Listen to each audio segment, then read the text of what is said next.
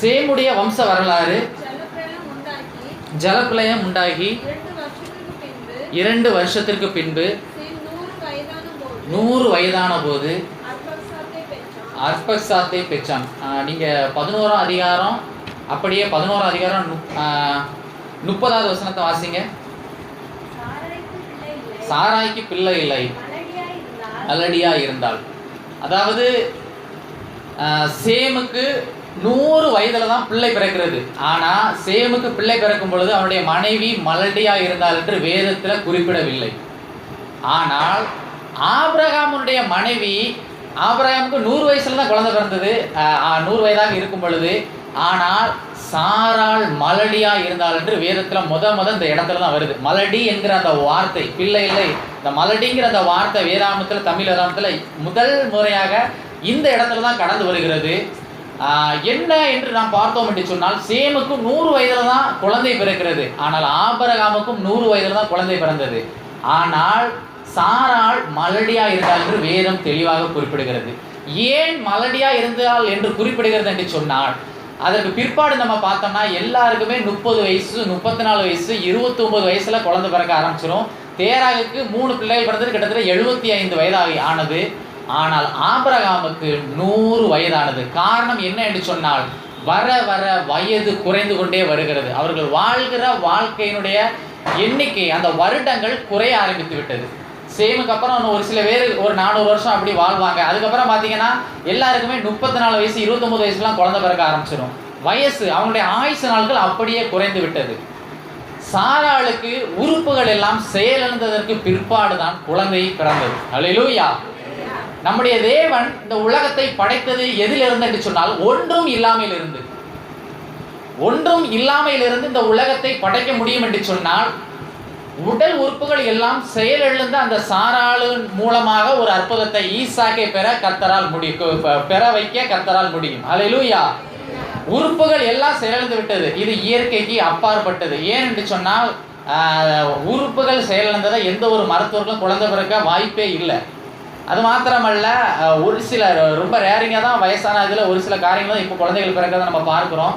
ஆனால் நம்முடைய தேவன் இயற்கைக்கு அப்பாற்பட்ட ஒரு காரியத்தை சாராளுடைய வாழ்க்கையிலும் ஆபிரகாமுடைய வாழ்க்கையிலும் கர்த்தர் செய்தார். அல்லேலூயா. சேமுக்கும் 100 வயசுல தான் குழந்தை பிறகு, ஆனால் மலடி என்று சொல்லப்படவில்லை. ஏன்னா அவங்களுக்கு ஆயுசு நாட்கள் அதிகமாய் காணப்பட்டது. ஆனால் ஆபிரகாமுக்கு வரும் பொழுது வயதின் எண்ணிக்கை வர வர குறைந்து கொண்டே போகிறது. அப்பொழுது உறுப்புகள் எல்லாம் செயலிழந்த சூழ்நிலையில கர்த்தர் ஒரு அற்புதத்தை ஆபிரகாமுடைய வாழ்க்கையில கர்த்தர் செய்தார். இன்னும் நம்ம பார்க்க வேண்டும் என்று சொன்னால், ஆபிரகாம் கல்தேய தேசத்தை சேர்ந்தவன், பாபிலோன் பட்டணத்தை சேர்ந்தவன். கிட்டத்தட்ட பழைய கல்தேயர் என்று சொன்னால் பாபிலோன் என்று பழைய கல்தேயர் என்பது பாபிலோன் பட்டணத்தை குறிக்கிறது. கிட்டத்தட்ட விக்கிரகங்கள், அதாவது விக்கிரக வழிபாடு ஆரம்பிக்கப்பட்ட இடத்தில இருக்கிற ஒரு நபரை கர்த்தர் தெரிந்து கொண்டார். எங்கு விக்கிரகம் மதங்கள் ஆரம்பித்ததோ, தேவனை அறியாத ஜனங்கள் பிடியில சிக்கிய சூழ்நிலையில் ஆரம்பிக்கப்பட்ட அதே தேசத்திலிருந்து ஒரு மனிதனை கர்த்தர் தெரிந்தெடுத்து அவனை கொண்டு ஒரு இஸ்ரவேல் நாடு என்கிற தேவனால் அழைக்கப்பட்ட ஜனங்களை கர்த்தர் தனியாக வேறு பிரித்ததை நம்ம பார்க்கிறோம். எந்த இடத்திலிருந்து என்று சொன்னால், அதே கல்தேய பட்டணத்தில் உள்ள ஊர் என்கிற பட்டணத்திலெல்லாம் ஒரு மனிதனை தான் கர்த்தர் தெரிந்தெடுத்து ஆண்டவர் இப்படியாக அவனை இனத்தையும் விட்டு, அவன் 11ஆம் அதிகாரம் 12ஆம் அதிகாரம் 1ஆம் வசனத்தை வாசிங்க. கர்த்தர் ஆபிரகாமை நோக்கி, உன் தேசத்தையும் உன் இனத்தையும் உன் தகப்பனுடைய வீட்டையும் விட்டு புறப்பட்டு நான் உனக்கு காண்பிக்கும் தேசத்துக்கு போ. நான் உன்னை பெரிய ஜாதியாக்கி உன்னை ஆசீர்வதித்து உன் பேரை பெருமைப்படுத்துவேன் என்று சொல்லப்பட்டிருக்கிறது. இது சரீர இஸ்ரவேலருக்கான ஒரு ஆசீர்வாதம். ஆபிரகாமை ஆண்டவர் தெரிந்தெடுக்கிறார். அப்பொழுது பிள்ளை இல்லை. அப்போ ஆண்டவர் சொல்றாரு, தேசத்தை விட்டுரு, நீ குடியிருக்கிற பட்டணத்தை விட்டுரு, அந்த நாட்டை விட்டுரு, இனத்தை விட்டுரு, உற்றார் உறவினர்களை விட்டுரு, உன் தகப்பனுடைய வீடு.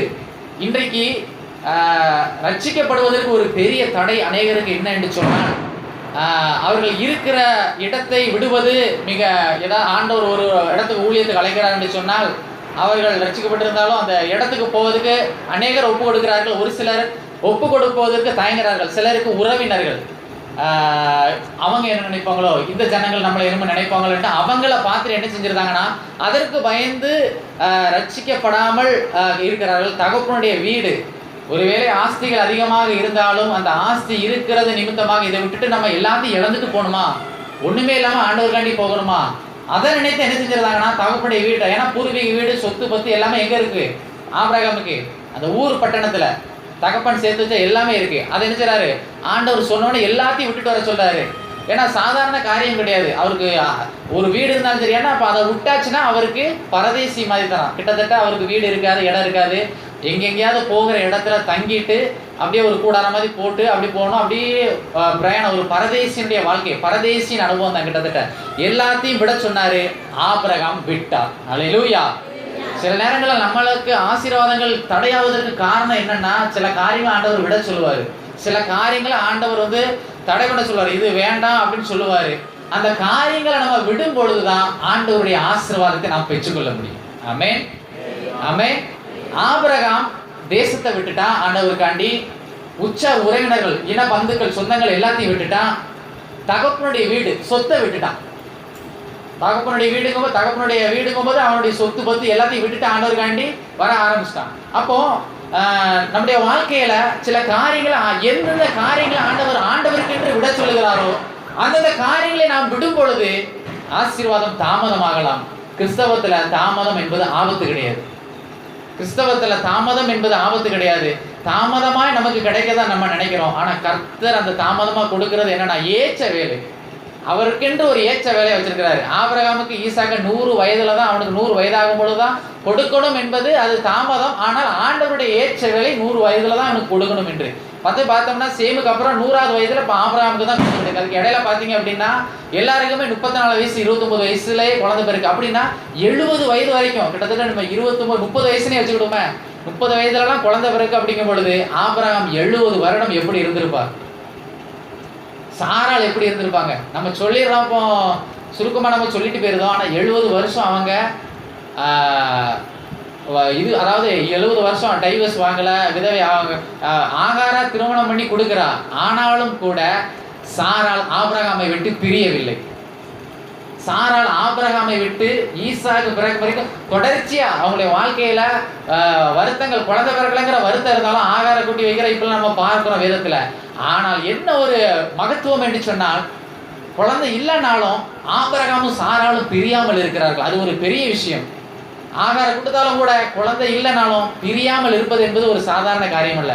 70 ஆண்டுகள் கிட்டத்தட்ட அவங்களுக்கு திருமணம் எப்போது நடந்தது என்று சொல்லப்படவில்லை. ஆனாலும் கூட கிட்டத்தட்ட 30 வயதுலலாம் அந்த டயத்தில் குழந்தை பிறக்கிறதை நம்ம பார்க்கிறோம். ஆனாலும் கூட 70 வருடம் சாராளுக்கு குழந்தை இல்லை, ஆபிரகாம் குழந்தை இல்லை என்று சொன்னாலும் அதை எதையுமே பொருட்படுத்தாமல் கர்த்தருக்குள்ளாக அவர்கள் சந்தோஷமாக வாழ்ந்தார்கள் என்பது ஒரு சாதாரண காரியம். அக்காலங்களிலே அவர்கள் வாழ்ந்திருக்கிறார்கள் என்றால் ஒரு ஆச்சரியமான காரியமாக காணப்படுகிறது. தேசத்துக்கு போய்கிறார். 2வது வசனத்துல, நான் உன்னை பெரிய ஜாதியாக்கி உன்னை ஆசீர்வதித்து உன் பேரை பெருமைப்படுத்துவேன், நீ ஆசீர்வாதமா இருப்பாய். ஆண்டவர் சொல்றாரு, நான் உன்னை பெரிய ஜாதியாக்குவேன். ஒண்ணுமே கிடையாது, இப்போ குழந்தையே இல்லை. பெரிய ஜாதியாக்கினா ஒரு திரளான அநேக பிள்ளைகளை கொடுக்கறத அதற்கு ஒப்பனையாக இதில் சொல்லப்பட்டிருக்கிறது. இப்போ ஆபிரகாமுக்கு குழந்தை பிறக்கவே இல்லை, ஈசாக்கு பிறக்கவே இல்லை. அப்பொழுது ஆண்டவர் ஒரு வாக்குத்தத்தத்தை கொடுக்கிறார். நடக்கிறதுக்கு முன்னாடி இப்படி நடக்கும் அப்படிங்கிறத ஆண்டவர் சொல்லிட்டு சொல்றாரு, உன் பேரை பெருமைப்படுத்துவேன், நீ ஆசீர்வாதமா இருப்பா. இன்னைக்கும் பார்த்தீங்கன்னா கிறிஸ்தவங்களும் ஆபிரகாமுக்கு ஒரு முக்கியத்துவம் கொடுக்குறாங்க. யூதர்கள், ஏன்னா எபிரேயர்கள் வருவதற்கு காரணமான முதல் பிதா ஆபிரகாம் தான். அவர்களும் ஆபிரகாமுக்கு இன்னைக்கு முக்கியத்துவம் கொடுக்குறாங்க. அது மாத்திரமல்ல, முகமதியர்களும் இந்த ஆபிரகாம், ஏன்னா அவங்களுடைய குரான்ல ஆபிரகாமுக்கு ஒரு முக்கியத்துவம் கொடுக்கப்பட்டிருக்கிறது. அப்போ இந்த பேரை பெருமைப்படுத்துவேன் என்பது கிறிஸ்தவத்திலையும் ஆபிரகாம் ஒரு முக்கியத்துவம் கொடுக்கிறோம். யூதர்கள் அதிகமாக, ஏன்னா இந்த எபிரேயர்களுடைய இஸ்ரேலுடைய தகப்பனே ஆபிரகாம் வழியாகத்தான் வர்றதை நம்ம பார்க்கிறோம். அவர்கள் முக்கியத்துவம் கொடுக்கிறார்கள். முஸ்லிம்களும் முக்கியத்துவம். இப்படியாக அவருடைய சொன்னபடி வசனம் என்ன சொன்னதோ அதன்படியே பேரை ஆண்டவர் பெருமைப்படுத்தி இருக்கிறார். நீ ஆசீர்வாதமாய் இருப்பாய், உன்னை ஆசீர்வதிக்கிறவர்களை ஆசீர்வதிப்பேன், உன்னை சபிக்கிறவர்களை சபிப்பேன், பூமியில் உள்ள வம்சங்கள்லாம் உனக்குள் ஆசீர்வதிக்கப்படும் என்று ஒரு வாக்கை ஆண்டவர் கொடுக்கிறத பார்க்கிறோம். சரீர இஸ்ரவேலர்களாகிய இவர்களுக்கு ஒரு கானான் தேசத்தை ஆண்டவர் வாக்கு பண்ணினார். அல்லேலூயா, அல்லேலூயா. இந்த கானான் தேசத்தை, ஒரு நாட்டை ஆண்டவர் கொடுக்கிறத நம்ம பார்க்கிறோம். இந்த நாட்டை அவன் சுதந்தரிப்பதற்கு ஆபிரகாம் சில காரியங்களை விட்டு வர வேண்டியது நம்ம பார்க்கிறோம். அதுபோல ஆவிக்குரிய கானானாகிய பரலோகத்துக்கு நாம் செல்வதற்கு சில காரியங்களை ஆண்டவர் விட சொல்லுவார். சில காரியங்களை நாம் செய்யக்கூடாது என்று சொல்லுவார். ஏன் என்று சொன்னால், ஆவிக்குரிய கானானாகிய அந்த பரலோகத்தை நாம் சுதந்தரிக்க வேண்டும் என்று சொன்னால் ஆண்டவர் சொல்லுகிற காரியங்களை விட வேண்டும். ஆண்டவர் என்ன சொல்றாரோ அதற்கு கீழ்ப்படிய வேண்டும். ஹல்லேலூயா. கீழ்ப்படிதல் தான் நம்முடைய வாழ்க்கையில, ஆவிக்குரிய வாழ்க்கையில முன்னேற வேண்டும் என்று சொன்னால் கீழ்ப்படிதான் முதல் படி. ஆபிரகாம் எப்படி கீழ்ப்படிந்து போனாரோ அதுபோல ஒரு சரீர தேசத்தை சுதந்தரிப்பதற்கு அவர் வார்த்தையை மாத்திரம் நம்பி போனார். அதனால சொல்றேன், அவருடைய வார்த்தையினாலும் நாம் பிழைப்போம். ஆபிரகாம் வார்த்தையை நம்பினான், கீழ்ப்படிந்தான், அதன்படியே கர்த்தர் அவனை நடத்தினதை நம்ம பார்க்கிறோம். ஒரு தேசத்தையே அவனுடைய சந்ததிக்கு கொடுத்தார். அல்லேலூயா. இன்னைக்கு அதை காட்டிலும் மேலான ஆவிக்குரிய கானானாகிய பரலோகத்தை பிதாவானவர் நமக்கென்று வைத்திருக்கிறார். அந்த கானானை சுதந்தரிப்பதற்காக நம்மை ஆண்டவர் வேறு பிரித்திருக்கிறார். எகிப்து என்கிற அடிமைத்தனம் நம்ம பார்க்கிறோம். அதுபோல நம்முடைய அடிமைத்தன வாழ்க்கையிலிருந்து ஒரு விடுதலையை கர்த்தர் கொடுத்து ஆவிக்குரிய பிரயாணத்தை உங்களையும் என்னையும் ஆண்டவர் பண்ண வைத்திருக்கார். ஆபிரகாம் நம்ம பார்த்தோன்னா அவன் பரதேசியா இருப்பான். ஆனால் நமக்கு அதை காட்டிலும் ஒரு மேலான, நமக்கு ஒரு சொந்த வீடு இருக்கு, சொந்த இடங்கள் இருக்கு. ஆனால் ஆபிரகாமுக்கு அப்படி இல்லை. அவன் சரீர கானானாகிய அந்த கானானை அவன் சுதந்திரிக்கிறதுக்கு அவனுக்கு சொந்த வீடு எதுவுமே இல்லை. முதல்ல அவன் போகும்பொழுது டென்ட் போட வைக்க, இப்படியாக அவனை ஆண்டவர் கொஞ்சம் கொஞ்சமாக ஆசீர்வதிக்கிறார். ஆனால் நமக்கு ஒரு இடத்தை கொடுத்திருக்கிறார், நல்ல ஒரு சபையை கொடுத்திருக்கிறார். இப்படியாக ஆண்டவர் நம்மை ஆவிக்குரிய கானானுக்கு நேராக ஒவ்வொரு நாளும் நம்மை நடத்தி கொண்டிருக்கிறார். எப்படி ஆபிரகாமை சரீர கானான் தேசத்துக்கு ஒவ்வொரு நாளும் நடத்தினாரோ அதுபோல ஆவிக்குரிய கானானை நாம் சுதந்திரிப்பதற்காக நம்மை ஆண்டவர் ஒவ்வொரு நாளும் நடத்தி கொண்டிருக்கிறத நாம் பார்க்கிறோம். அது மாத்திரமல்ல, ஆண்டவர் சொல்ல சொல்ல அவன் போறதை நம்ம பார்க்கிறோம். ஆதியாகமம் 12ஆம் அதிகாரம் அதனுடைய 10வது வசனத்தை வாசிங்க. தேசத்திலே பஞ்சம் உண்டாயிற்று, தேசத்திலே பஞ்சம் கொடிதா இருந்தபடியால் ஆபிரகாம் எகிப்து தேசத்திலே தங்கும்படி அவ்விடத்துக்கு போனான். அதாவது பாத்தீங்கன்னா பஞ்சம் வரும் பொழுது யோசேப்பின் நாட்கள்ல நம்ம பார்த்தோம்னா யோசேப்பு பஞ்சத்துக்கு முன்பதாகவே எகிப்துக்கு போயிட்டான். யோசேப்பு பஞ்சத்துக்கு முன்பதாக எகிப்துக்கு கடந்து சென்றான். ஆனால் ஆபிரகாமும் அதே போல பஞ்சம் வந்த உடனே எகிப்து தேசத்துக்கு போகிறத நம்ம பார்க்கிறோம்.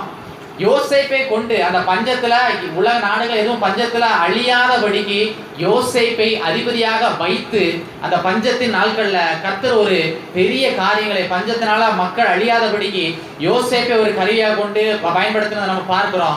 இந்த இதுலையுமே கூட ஆபிரகாம் பஞ்சம் நடக்கும் பொழுது எகிப்து தேசத்துல அவன் தங்கும்படி அவன் போகிறத நம்ம பார்க்கிறோம். அது மாத்திரமல்ல, 17வது வசனத்துல வாசிங்க, 12-17.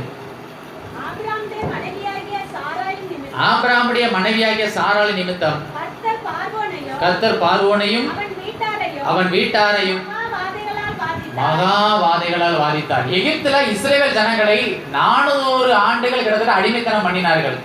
அதற்கு பிற்பாடு ஆண்டவர் 10 வாதைகளை அவர்களுக்கு கொடுத்து அந்த எகிப்து தேசத்தை விட்டு கடந்து வர செய்தார். ஆனால் இந்த ஆபிரகாமுடைய மனைவியை பார்வோன் தவறாக தப்பு பண்ணுவதற்கு அவன் ஏதுவாக இருப்பதை கர்த்தர் அறிந்தது நிமித்தமாக அங்கு அவனுக்கு வாதையை கர்த்தர் நேரிட்டார். யாருக்குன்னா அரச குடும்பத்திற்கு. பார்வோனுக்கு எகிப்தில 10 வாதைகள் வருவதற்கு முன்பதாகவே ஆபிரகாமுக்கு அவன் தவறு செய்ய நினைத்தது நிமித்தமாக ஆண்டவர் மகா வாதைகளால் வாதித்தார். காரணம் என்ன என்று சொன்னால், கர்த்தர் நம்மை உற்று நோக்குகிற தேவன். நம்ம நினைச்சிட்டு இருக்கோம் ஒரு சின்ன காரியம்னாலும் நம்மள ஆண்டவர் உற்று நோக்க மாட்டார். அப்படி இல்லை. ஒரு சின்ன காரியத்துல கூட நம்ம எப்படி இருக்கிறோம், என்ன செஞ்சுக்கிட்டு இருக்கிறோம் அப்படிங்கிறத உற்று நோக்குகிற தேவன். அல்லேலூயா. கரங்களை தட்டி இயேசுவோட நாமத்தை நம்ம மகிமைப்படுத்துவோமா. நம்ம நினைக்கிற ஒரு சின்ன காரியம், ஒரு அற்ப காரியமா நமக்கு தெரியலாம், அதை கூட கர்த்தர் உற்று நோக்குகிற தேவன். எகிப்துல அவன் போயிட்டா அவனுக்கு எந்த ஒரு சப்போர்ட்டும் கிடையாது. ராஜா என்கும் பொழுது அந்த தேசத்துல அவன் நினைச்சா என்னன்னாலும் செய்யலாம். ஆனால் நாம் ஆராதிக்கிற தேவன் ராஜாதி ராஜா, உற்று நோக்குகிற தேவன். ஆபிரகாமுடைய மனைவி அவன் தவறு செய்யாதபடிக்கு கர்த்தர் தடுத்தார், மகா வாதையினால வாதித்தார். யாருக்குன்னா அரச குடும்பத்துக்கு. தேவனுடைய பிள்ளைகளுக்கு விரோதமா யாரு கெடுதல் செய்ய நினைத்தாங்களோ அவங்களுக்கு ஆண்டவர் வாதையை கொண்டு பண்றாரு. நமக்கு தெரியும், எகிப்துல பஞ்சம் வந்து பஞ்சம் வரும் பொழுது எகிப்துல யோசேப்பு அதிபதியா இருக்கிறத பார்க்கிறோம். அது மாத்திரமல்ல, இஸ்ரவேல் ஜனங்கள் அங்க அடிமைத்தனத்தில் இருக்கிறதை நம்ம பார்க்கிறோம்.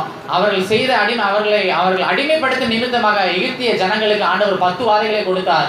இங்கு ஆபிரகாம் எகிப்துல பஞ்சத்தின் நாட்கள்ல கடந்து சென்றான். அது போலதான் யாக்கோபுடைய குடும்பம் பஞ்சத்தின் நாட்கள்ல எகிப்துக்கு போச்சு. அங்கேயே வாதையால வாதித்தார் கர்த்தர். இங்கேயும் ஆபிரகாமை அவன் தவறு செய்த நினைத்தது நிமித்தமாக ஆண்டவர் மகா வாதையினால வாதித்தார். அதுக்கு பிற்பாடு ஆபிரகாம அனுப்புறதை நம்ம பார்க்கிறோம். அப்புறம் பாத்தீங்கன்னா ஆதியாகமம் 13:2 வாசிங்க. ஆபிரகாம் மிருக ஜீவன்களும் இப்ப சீமான் ஆயிட்டான். எகிப்துல இருந்து 10 வாதைகளுக்கு அப்புறம் அவங்க புறப்படும் பொழுது வெள்ளி பொண்ணு கொடுத்து வேலைக்காரர்கள்லாம் நிறைய பேர் எகிப்தில் உள்ள ஜனங்கள் இஸ்ரேல் மக்களோடு பிரயாணப்பட்டதை பார்க்கிறோம். அது போல எகிப்துக்கு வந்த ஆபிரகாம், பஞ்சத்தின் நாட்கள்ல வந்த ஆபிரகாமுக்கு அநேக வேலைக்காரிகள் 16 வசனத்துல பாத்தீங்கன்னா தெளிவா போடப்பட்டிருக்கிறது. ஆடு மாடு கழுதை வேலைக்காரி கொள்கை கழுதை ஒட்டகம் இப்படியாக கிடைத்தது. அது மாத்திரமல்ல, அவன் இப்ப சீமான் ஆயிட்டான். அல்லேலூயா. இப்ப அவன் சீமான் ஆயிட்டான். எந்த இடத்துல உபத்திரவம் வந்ததோ அந்த இடத்துல ஆண்டவர் அவனை ஆசீர்வதிக்க ஆரம்பித்து விட்டார். பஞ்சத்துல அவன் போனா எகிப்துக்கு பிழைக்கும்படியாக, உயிர் பிழைக்கும்படியாக அவன் எகிப்துக்கு கடந்து சென்றான்.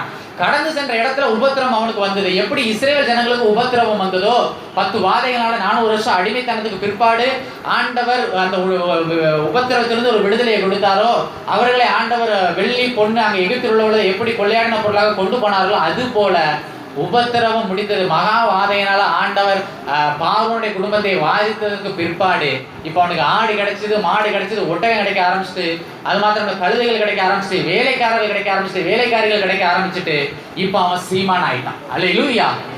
அவன் எங்க போறான்னா, பஞ்ச நாட்கள்ல அவன் போனான் எகிப்து தேசத்திற்கு. கொடிய பஞ்சம் ஏற்படும் பொழுது அவன் தேசத்திற்கு கடந்து சென்றான். அந்த பஞ்சத்துல கடந்து சென்ற ஆபிரகாம் அதோடு அவன் கடந்து வரவில்லை. இப்பொழுது அவன் வெளியே வரும் பொழுது ஒரு சீமானாக கடந்து வருகிறான். அல்லேலூயா.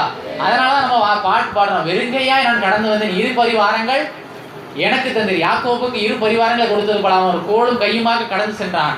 அவனை ஆண்டவர் திரும்ப வரும் பொழுது 20 ஆண்டுகள் கழித்து அவன் திரும்ப வரும் பொழுது 2 பரிவாரங்களை கொடுத்து அவனை ஆண்டவர் ஆசீர்வதித்த ஒரு எஜமானாக போகும்பொழுது ஒரு வேலைக்காரன் ஒரு அடிமை போல ஒன்றுமில்லாதமாய் கடந்து சென்ற யாக்கோபுடைய வாழ்க்கையை திரும்பி வரும் பொழுது ஒரு எஜமானின் அனுபவமாக ஒரு பதவி உயர்வை ஆண்டவர் கொடுத்தார். அல்லேலூயா. நீங்களும் நானும் ஆண்டவரை நம்பி வரும் பொழுது நம்முடைய வாழ்க்கையில இருந்தது கொஞ்சமாக இருக்கலாம், ஆனால் ஆண்டவரை நம்பி வந்ததின் நிமித்தம் திரும்ப போகும்போது அதிகமாய் காணப்படும். அல்லேலூயா. அல்லேலூயா. பஞ்சத்தின் நாட்கள்ல வந்தான், உபத்திரவம் பட்டான். பார்வோனால் ஒரு உபத்திரவம் மனைவியா வேண்டிய இது பண்ண பார்க்கும் பொழுது கூட, தவறு செய்ய நினைக்கும் பொழுது கூட கர்த்தர் அதுல மகா வாதையினால வாதித்து இப்பொழுது அவனை அனுப்பும் பொழுது சீமானாய் கடந்து செல்றதை நம்ம பார்க்கிறோம். அது மாத்திரமல்ல, ஆதியாகமம் 15 அதிகாரம் 14வது வசனத்தை வாசிங்க.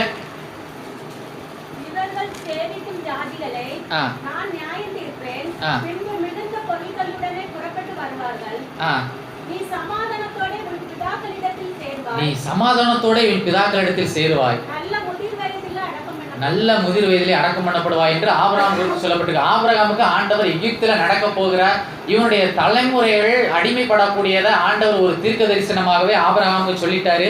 அது மாத்திரமல்ல, நீ சமாதானத்தோடு நல்ல முதிர் வயதிலே அடக்கம் பண்ணப்படுவாய் என்று அதையும் சொல்றதை நம்ம பார்க்கிறோம். ஆபிரகாமுக்கு கிட்டத்தட்ட முதல்ல அவன் எலியேசரை தன்னுடைய வாக்குத்தத்த பிள்ளையாக அவன் நினைத்தான். ஏன் என்று சொன்னால், ஆண்டவர் தேசத்தை தருவேன் என்று சொல்லிட்டார். இப்பொழுது பிள்ளை இல்லை.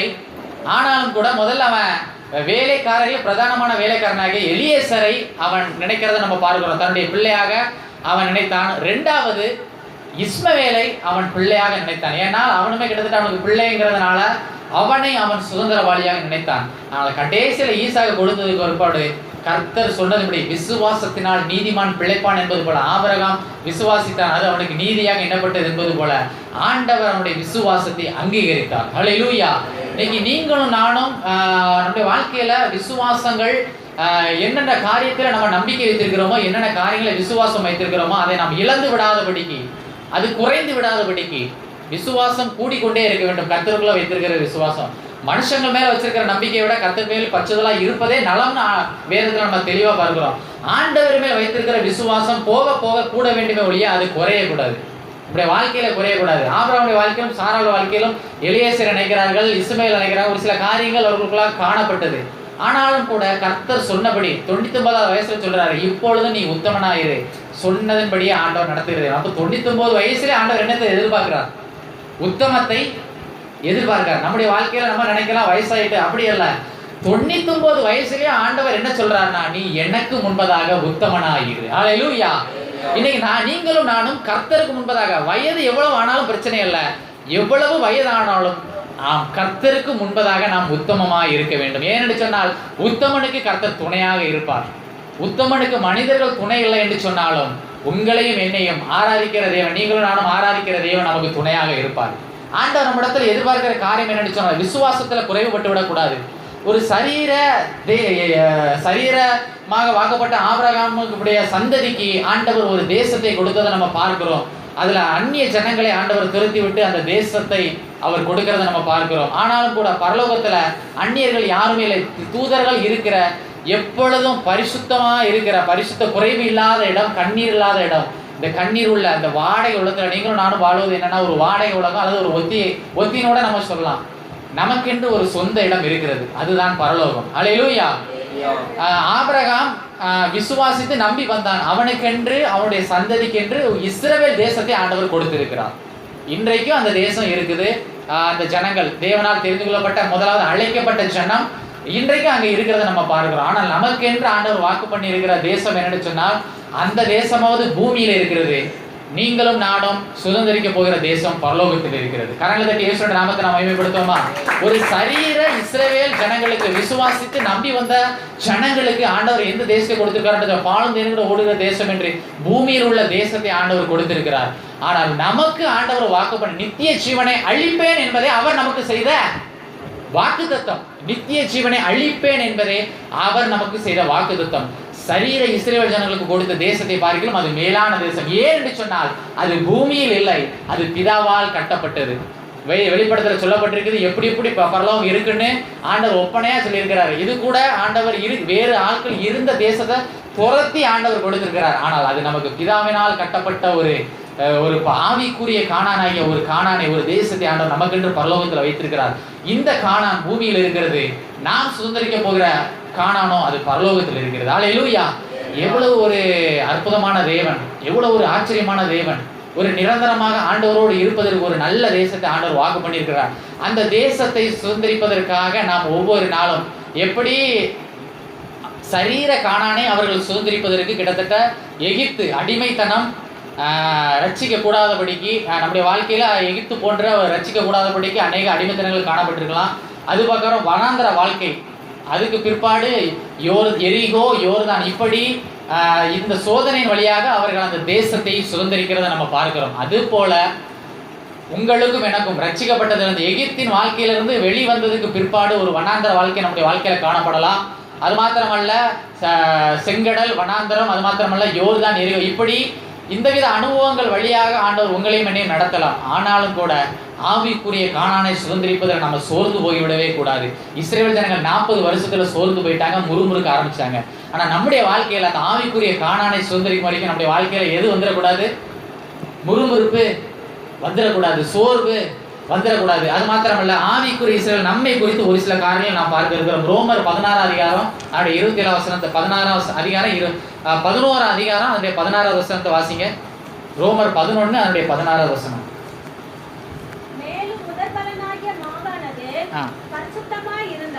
பரிசுத்தமாய் இருந்தால் பிசைந்தமா முழுவதும் பரிசுத்தமாய் இருக்கும். வேரானது பரிசுத்தமாய் இருந்தால் கிளைகளும் பரிசுத்தமாய் இருக்கும். சில கிளைகள் முறித்து போடப்பட்டிருக்க காட்டொலிவு மரமாகிய நீ அவைகள் இருந்த இடத்தில் ஒட்ட வைக்கப்பட்டு ஒலிவ மரத்தின் வேருக்கும் சாரத்துக்கும் ஒரு உடன் பங்காளியா இருந்தாயானால் என்று சொல்லப்பட்டிருக்கிறது. பங்காளி என்று சொன்னால் பங்கு போடுகிறவர்கள். பங்காளினா நமக்கு எல்லாருமே தெரியும், பங்கு போடுகிறவர்கள். இதுல காட்டொலிவு மரத்தை குறித்து சொல்லப்பட்டிருக்கிறது. நான் ஒரு சில காரியங்கள் சொல்லி நம்ம முடிக்க இருக்கிறோம். நம்ம சரீர இஸ்ரவேலர்களை குறித்து நம்ம பார்த்தோம். வேர் என்பது இயேசுவை குறிக்கிறது, பிதாவை குறிக்கிறது. அதாவது இதுல இருந்து இந்த சத்துக்கள் இஸ்ரவேல் ஜனங்கள் இவ்வளவு வருடங்கள் அனுபவித்து கொண்டு இருந்தார்கள். சரீர இஸ்ரவேலர்கள், அதாவது குறித்து சொல்லப்பட்டிருக்கிறது. நம்ம காட்டொலிவ மரம், அதாவது இஸ்ரவேல் தேசத்துல 2 விதமான மரங்கள் உண்டு. ஒன்று ஒலிவ மரம், வீட்டுக்கு முன்னாடி வைப்பாங்க, அதை வளர்ப்பாங்க. இன்னொன்று வந்து என்னன்னா காட்டொலிவ மரம். அது எங்க இருக்குன்னா காட்டுல தான் இருக்கும்.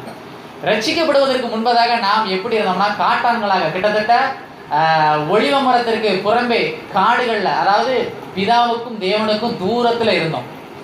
இயேசு கிறிஸ்து சிலுவையில ரத்தத்தை சிந்தி 3ஆம் நாள் உயிர் தெழுந்ததற்கு பிற்பாடு அவரின் மூலமாக நீங்களும் நானும் ரட்சிக்கப்பட்டதனால இப்பொழுது ஒட்ட வைக்கப்பட்டிருக்கிறோம். அந்த இஸ்ரவேல் அந்த கிளையை ஆண்டவர் அவர்களுடைய அவிசுவாசத்து நிமித்தம் அவர்களுடைய அந்த கிளையை வெட்டி இப்போ நம்மளை ஆண்டவர் என்ன செஞ்சிருக்கிறாரு? ஒட்ட வச்சிருக்கிறாரு. ஒரு நேரத்தில் பயம் இல்லாமல் இருந்த ஆசாரிப்பு கூடாரத்தில் பார்த்தீங்கன்னா புறஜாதிகள் வெளியே தான் நிற்பாங்க. அது மாத்திரமல்ல, பிதாவுக்கு நெருங்க முடியாது, இப்படியாக காணப்பட்டதை நம்ம பார்க்கிறோம். ஆனாலும் கூட இயேசு அந்த திரைச்சிலையை கிழித்து மகா பரிசுத்த ஸ்தலத்துக்குள்ளாக செல்லக்கூடிய ஒரு ஸ்லாகியத்தை உங்களுக்கும் எனக்கும் ஆண்டவர் தந்திருக்கிறார். கரங்களை தட்டி இயேசுவின் நாமத்தை நாம் மகிமைப்படுத்துவோமா? முன்னே நமக்கு தூரமா இருந்தது, என்றைக்கு அந்த திரைச்சிலை கிழிந்ததோ ஆண்டவர் எல்லாருக்கும் பொதுவாக அவர் இணைக்கும் பாலமாக பரலோகத்திலிருந்து பூலோகத்துக்கு வந்தார். நான் அடிக்கடி எப்போதுமே நான் சொல்லுவேன், பூலோகத்தில் இந்த உலக ராஜாக்கள் எல்லாருமே எவ்வளோ பெரிய அதிகாரியாக இருக்கட்டும், பிரைம் மினிஸ்டராக இருக்கட்டும், பூமியில தான் பிறக்கிறாங்க, பூமியில் பிறந்து பூமியில் வாழ்கிறாங்க, பூமியில தான் மறிக்கப்படுறாங்க. ஆனால் நீங்களும் நானும் ஆராதிக்கிற நம்முடைய கர்த்தர் எங்கே உள்ளவர்? பரலோகத்தில் உள்ளவர். பரலோகத்திலிருந்து எங்கே வராரு? பூலோகத்துக்கு வராரு. எந்த ஒரு ராஜாவது கீழே இருந்து மேலே போக தான் நினைப்பாங்க. வானத்தில் பறக்க அந்த மாதிரி மேலே போகிறதுக்கு ரொம்ப ஆசைப்படும், பிளெயினில் பறக்க வேணும். ஆனால் மேலேருந்து ஒரு சொகுசான வாழ்க்கையிலேருந்து யாருமே கீழே இறங்க மாட்டோம். ஆனால் நீங்கள் ஆராதிக்கிற ராஜாதி ராஜா பரிசுத்தமுள்ள இடத்துல இருந்து இந்த பாவமுள்ள இடத்துக்கு வந்தார்.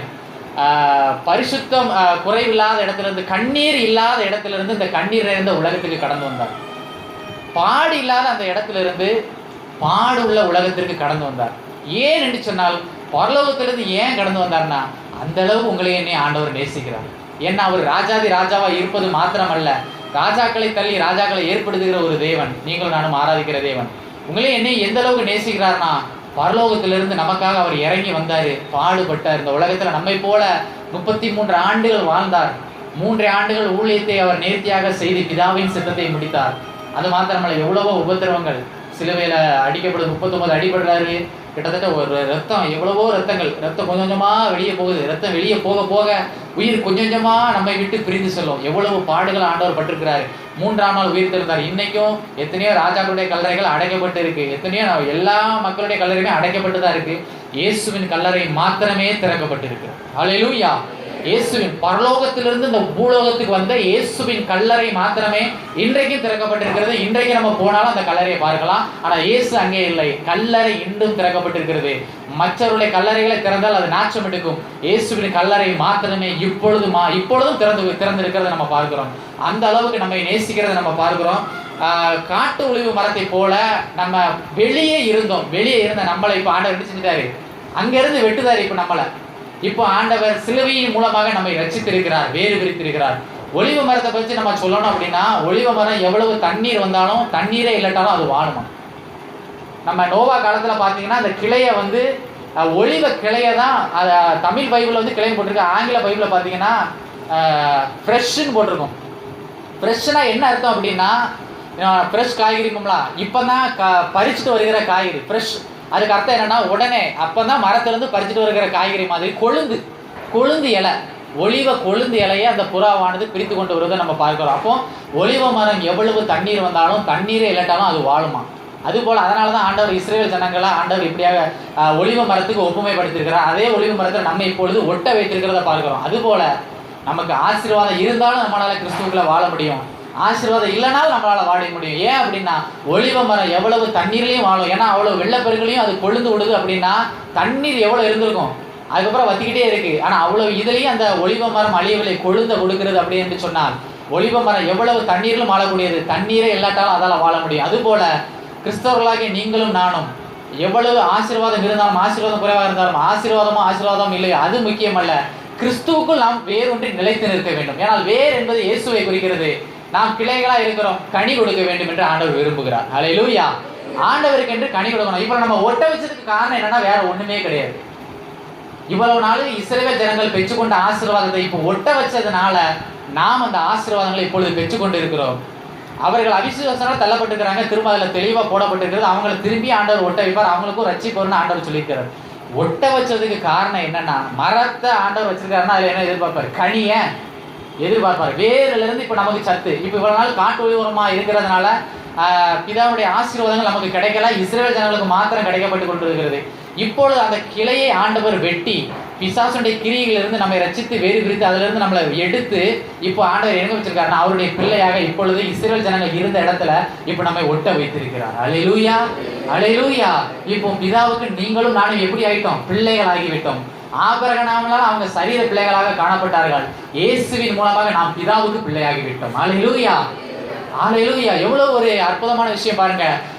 அவர்கள் சரீர இஸ்ரவேல் ஜனங்களாக இருந்தால் நம்மை இயேசுவின் மூலமாக அவர் மரித்து அடக்கப்பட்டு உயிர்த்தெழுந்த அந்த தேவன் இப்பொழுது நம்மை பிதாவுக்கு பிள்ளைகளாக ஆண்டவர் மாற்றிவிட்டார். காரணம் என்று சொன்னால் ஆண்டவருடைய பிதாவால் இஸ்ரவேல் ஜனங்கள் பெற்ற ஆசீர்வாதத்தை இன்றைக்கு நீங்களும் நானும் ஆவிக்குரிய இஸ்ரவேலாக பெற்றுக்கொண்டிருக்கிறோம். இந்த உலகத்தில் வாழுகிற வரைக்கும் பிதாவின் சித்தத்தை நாம் செய்ய வேண்டும், பிதாவுக்கென்று கனி கொடுக்க வேண்டும். மரத்தை இப்போ ஒட்ட வச்சது காரணம்னா இப்போ ஆண்டவர் கனியை எதிர்பார்ப்பாரு. ஏன்னா சத்துக்கள் வேரிலிருந்து இப்போ தண்டு வழியா இப்போ சத்துக்கள் இப்போ நமக்கு கிடைச்சிக்கிட்டே இருக்கு. ஒட்ட வைக்கிறது நமக்கு எல்லாருக்குமே நல்லா தெரியும். அந்த மரத்தை இது பண்ணிட்டு நினைச்சாங்கன்னா இந்த பக்கமும் பாதி ஒளிவ மரத்துலன்னா இந்த மரத்துல கொஞ்சம் வெட்டி இன்னொரு மரத்துல பக்கத்துல வச்சு நினைச்சாங்கன்னா அந்த கிளையை இது பண்ணுவாங்கன்னா ஜாயின் பண்ணிடுவாங்க. இதுலேயும் கொஞ்சம் வெட்டி என்ன பண்ணுவாங்கன்னா ஜாயின் பண்ணுவாங்க. திரும்பி இந்த மரத்தை என்ன பண்ணிடுவாங்கன்னா வேற அடியில் என்ன பண்ணிடுவாங்கன்னா வெட்டி விட்டுருவாங்க. அது நமக்கு நல்லாவே தெரியும். வெட்டி விட்ட உடனே இந்த வேர்ல இருந்து சத்துக்கள் எல்லாம் எது ஒட்டப்பட்டதோ அதற்கு இப்போ கிடைக்க ஆரம்பிச்சிடும். அதுபோல இவ்வளவு நாள் நாம் ரட்சிக்கப்படாமல் இருந்தோம், ஒட்டப்படாமல் இருந்தோம், ஐக்கியப்படாமல் இருந்தோம், சபைக்கு வெளியே இருந்தோம், சபைக்கு புறம்பே இருந்தோம், ஆசாரி கூடாரத்துக்கு புறம்பே புறஜாதிகள் இருந்தது போல வெளியே காணப்பட்டோம். இப்பொழுது ஆண்டவர் காட்டொளிவு மரமாக புறம்பே யாருக்குமே தெரியாது, பிதாவுக்கு தூரமாக இருந்தோம். இப்பொழுது இயேசுவின் மூலமாக இன்றைக்கு நீங்களும் நானும் ஒட்டப்பட்டு இன்றைக்கு சபையில இருக்கிறோம். அல்லேலூயா. சபையில நம்ம ஆண்டவர் ஒட்ட வைத்ததற்கு காரணம் என்னன்னு சொன்னால், ரட்சிக்கப்பட்டதற்கு காரணம் என்னன்னா, ஒன்று பிதாவின் சித்தத்தை செய்ய வேண்டும், இரண்டாவது அவருக்கு என்று கனி கொடுக்க வேண்டும் என்று ஆண்டவர் எதிர்பார்க்கிறார். ரெண்டு காரியங்களை ஆண்டவர் எதிர்பார்க்கிறார். ஒளிவ மரம் எவ்வளவு செழிப்புலையும் அது நிலத்தில் இருக்கும், எவ்வளவு செழிப்பு இல்லாட்டாலும் அதால் நிற்க முடியும். ஏன்னா வேறு ஸ்ட்ராங்கா இருக்கு. அது போல நமக்குள்ளாக பிதா இருக்கிறார், இயேசு இருக்கிறார், பரிசுத்த ஆவியானவர் இருக்கிறார். நம்மளால மேல பணம் இருந்தாலும் நம்மளால வாழ முடியும், கிறிஸ்துவுக்குள்ளாக பணம் இல்லைனாலும் நம்மளால வாழ முடியும். ஏனென்றால் நமக்குள்ளாக வேர் ஸ்ட்ராங்கா இருக்கு. ஏன்னா வேர் என்பது இயேசுவை குறிக்கிறது. அவர் நமக்குள்ள ஸ்ட்ராங்கா இருப்பார் என்று சொன்னால் உயர்வு வந்தாலும் நம்மளால ஸ்ட்ராங்கா இருக்க முடியும், தாழ்வு வந்தால் நம்மளால ஸ்ட்ராங்கா இருக்க முடியும். தாவீது ராஜாவா ஆவதுக்கு முன்னாடி துரத்தப்பட்டு எவ்வளவோ அனுபவங்களுக்கு முன்பதாகவும் அவன் பிதாவுக்குள்ளாக அவன் உறுதியா இருந்தான். ராஜாவா ஆனதுக்கு பிற்பாடு அவன் உறுதியா இருந்தான். அருமையான தேவனுடைய ஜனமே, நீங்களும் நானும் அவரை உறுதியாக நம்ம பற்றிருக்கிறோம். தொடர்ந்து அந்த உறுதியை நிலைநிற்க வேண்டும். ஆண்டவர் என்னென்ன காரியங்களை விட சொல்கிறோம் அதை விடுவதற்கு நாம் ஆயத்தப்படும் பொழுது ஒரு பொன்மொழி மாதிரி சொல்லுவாங்க, விட்டு கொடுப்பவன் கெட்டு போவதில்லை என்பது போல. ஒரு உலகத்தார்கள் சொல்ற காரியம் என்ன, விட்டு கொடுத்தா கெட்டு போவதில்லை. ஆண்டவர் நம்மிடத்தில் என்னென்ன காரியங்களை அவருக்கு பிரியம் இல்லையோ அந்த காரியங்களை நம்ம விட்டு கொடுக்கும் பொழுது நிச்சயமாகவே ஆண்டவர் எப்படி ஆபிரகாமை ஆசீர்வதித்து அந்த தேசத்தை ஒண்ணுமே கிடையாது உறுப்புகள் எல்லாம் செயலிழந்துட்டு அந்த சூழ்நிலையில் ஆண்டவர் ஒரு குழந்தையை ஆண்டவர் கொடுத்து இன்றைக்கு எவ்வளவோ இன்றைக்கு சந்ததிகள் வானத்தை நட்சத்திரங்களை போல எவ்வளவோ பெருகி இருக்கிறாங்க. தேசத்துல பல இடங்களில் பரவி கிடக்கிறாங்க. அப்படி சொன்னதின்படி ஆண்டவர் ஒரு எழுத்து கூட தரையில விழாதபடிக்கு அது நடந்ததை நம்ம பார்க்கிறோம். அது போல ஆவிக்குரிய இஸ்ரவேல் உங்களுக்கும் ஆண்டவர் தரிசனங்களை கொடுத்திருப்பார், சொப்பனங்களை கொடுத்திருப்பார், வாக்குத்தத்தங்களை கொடுத்திருப்பார். ஆண்டவனிடத்தில் நேரடியாக கூட பேசியிருக்கலாம். அந்த வார்த்தைகளை நீங்க விட்டுறாதீங்க, இறுக பிடிச்சுக்கோங்க. அந்த வார்த்தைகளை இறுக பிடித்து ஆண்டவருக்குள்ளாக எப்படி ஆபிரகாம் ஒவ்வொரு நாளும் பிரயாணப்பட்டு கானான் தேசத்தை சந்ததி எப்படி சுதந்திரித்ததோ அதுபோல ஆவிக்குரிய வாழ்க்கையில நம்ம ஒவ்வொரு நாளும் நல்ல போராட்டத்தை போராடி கொண்டே அவருக்குள்ளாக நீங்களும் நானும் ஓடிக்கொண்டே இருக்கிறோம். அந்த ஓட்டத்தை எப்படி முடிக்கணும்னா ஜெயத்தோடு முடிக்கணும். அல்லேலூயா. இந்த வாடகை உலகில வாழ்கிற சொந்த இடத்துக்கு போவதற்கு முன்பதாக இந்த வாடகை உலகில உங்களுக்கு எனக்கு இது ஒரு பயிற்சி. இந்த பயிற்சியில நீங்களும் நானும் பாஸ் ஆயிட்டோம்னா நமக்கு பரலோகம் கன்ஃபார்ம். அல்லேலூயா. அவருடைய சித்தத்தை செய்யணும், கனி கொடுத்துடணும். இந்த ரெண்டு காரியங்கள் மிக முக்கியமாக காணப்படுகிறது. இந்த பயிற்சி நாட்கள்ல இந்த உலகத்துல நமக்கு எத்தனை ஆண்டுகளை வைத்திருக்கிறாரோ அத்தனை ஆண்டுகள் நமக்கு ஆவிக்குரிய பயிற்சி தான். ஒவ்வொரு நாளும் இந்த வாடகைகளில் வாழும் பொழுது அவருக்கென்று வாழும் பொழுது நிச்சயமாகவே அந்த கானான் தேசத்தை சொந்த தேசமாகிய பிதா ஏற்படுத்தியிருக்கிற அந்த தேசத்தை நாம் சுதந்திரிப்பதற்கு எப்படி இஸ்ரேல் ஜனங்கள் இது பண்ணினார்களோ அதுபோல் நம்முடைய வாழ்க்கையில் முறுமுறுப்பு வராதபடிக்கு அந்த தேசத்தை அவங்க சுதந்திரிக்க நெருங்கும் பொழுது முறுமுறுப்பு நிமித்தமாக 2 மக்கள் தான் 2 பேர் தான் சுதந்திரிச்சாங்க. மீறி எல்லாம் அவருடைய தலைமுறை தான் சுதந்திரித்தது. அந்த பழைய நபர்கள் எல்லாருமே இறந்ததை பார்க்குறோம். யோசுவா காலேபை தான் சுதந்திரத்தை நம்ம பார்க்குறோம். அருமையான தேவனுடைய ஜனமே, நம்முடைய வாழ்க்கையில் சுதந்திரிக்கும் வரைக்கும் போராட்டங்கள், பிரச்சனைகள், பாடுகள், உபத்திரவம் எல்லாமே வரும். அதுலேயே நம்ம ஆண்டவருக்குள்ளே வேறு இப்போ இயேசு நமக்குள்ளே ஸ்ட்ராங்காக இருக்கார். நம்ம உயர்வுகளையும் கனி கொடுக்க முடியும், தாழ்வுகளையும் கனி கொடுக்க முடியும். இப்போ நம்ம ஒட்டப்பட்ட அனுபவத்தில் இருக்கிறோம். நம்ம மேட்டுமே பண்ணினோம் என்றால் நம்மை வெட்டி போட்டு விடுவார் என்று இந்த வேதத்தில் தொடர்ந்து வருது. நம்மை ஆண்டவர் வெட்டுவதற்காக ஒட்டவில்லை. நம்ம ஒட்டுறது காரணம் என்னன்னா, அவருக்கு கனி கொடுக்க வேண்டும் என்று ஒட்டி இருக்கிறார். அவருக்குள்ளாக நாம் நிலை நிற்போம். ஒட்டப்பட்ட அனுபவத்தில் நாம் வெட்டப்படுகிற திரும்பியும் ஒரு காட்டுடைய மரத்துலேருந்து நம்மளை வெட்டி வச்சிருக்கிறாரு. திரும்பி ஒரு நல்ல இடத்துல இருந்து நம்ம ஆண்டவர் வெட்டப்படாதபடிக்கு ஆண்டவர் அதே இதில் நம்ம நிலைத்திருக்க வேண்டும் என்று ஆண்டவர் விரும்புகிறார். எப்படி கொடியில் எப்படி நிலைத்திருக்க வேண்டும் என்று யோவானில் சொல்லப்பட்டு அதுபோல் இப்போ நம்ம ஆண்டவர் ஒட்ட வச்சிருக்கிறாரு. நிலை நிற்க வேண்டும் என்று ஆண்டவர் விரும்புகிறார். பிதாவுக்குள் நிலைத்திருப்போம், கிறிஸ்துவுக்குள் நிலைத்திருப்போம், பரிசுத்த ஆவிக்குள் நிலை நிற்கும் பொழுது நிச்சயமாகவே நம்முடைய குடும்பம் கட்டப்படும். நம்மை வேறொன்றை செய்திருக்கிறார். அது மாத்திரமல்ல, அவருக்கென்று கனி கொடுக்க கர்த்தர் கிருபை செய்வார். கர்த்தர் தாமே இந்த வார்த்தைகளை கொண்டு உங்களையும் என்னையும் ஆசீர்வதிப்பாராக. ஆமென்.